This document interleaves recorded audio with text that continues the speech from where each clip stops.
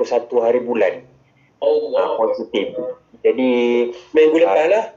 Minggu lepas saya kena stage 2. Ish. Lepas tu saya 5 hari pertama saya jadi teruk. Macam mana? Teruk macam mana?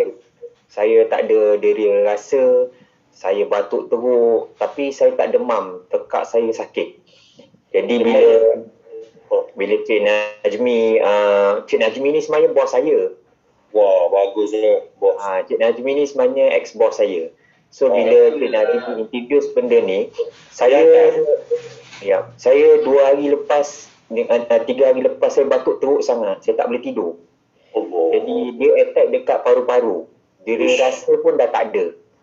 Dia rasa tak ada.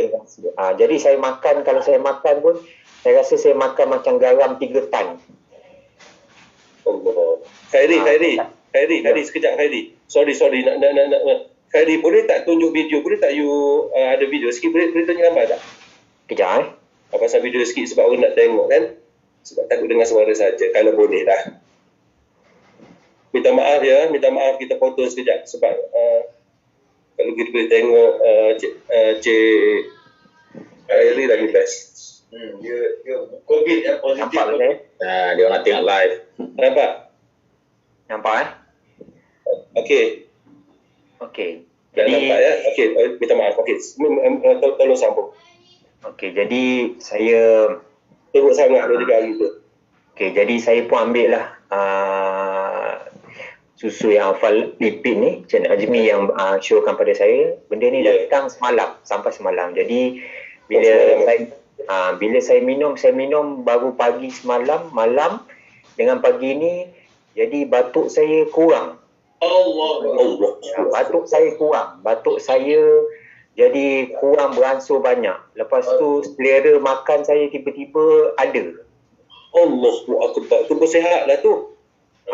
Saya sekarang ni dah masuk hari ni hari ke-10. Saya dapat produk tu semalam hari ke-9.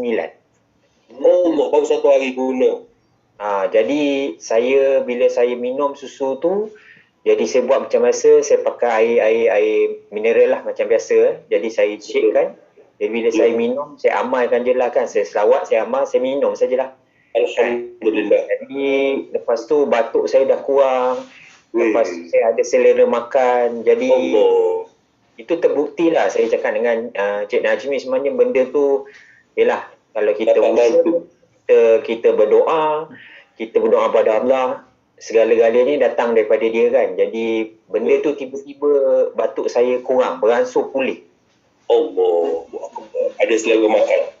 Okey, Cik Khairi nak tanya. Okey, cara you guna maknanya 1 hari tu berapa kali you guna?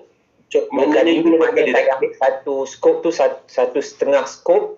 Lepas tu saya shakekan dia, saya letak dalam 200 air dalam botol tu. Jadi saya minum, lepas tu malam pun saya minum, pagi saya minum. Mana sebelum saya ambil apa-apa breakfast, sebelum saya ambil apa-apa ubat. Jadi saya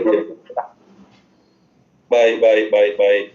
Allah, semoga Tuhan bagi kesembuhan kepada Cik Khairi dan juga kepada orang lain lah. Semoga boleh Khairi itulah kongsilah sikit dengan kawan-kawan yang lain je, takut mereka pun ingin dapat manfaat yang sama, insyaAllah. Okey, so terima kasih Cik Khairi, cukup bermakna untuk kami. Okey, so maknanya bila untuk orang ada masalah COVID ni, terkena sebab boleh berlaku pada siapa saja. Sampai saja produk, tak kisah pagi, tengah hari, petang, malam, maknanya sampai terus guna. Itu maksud dia.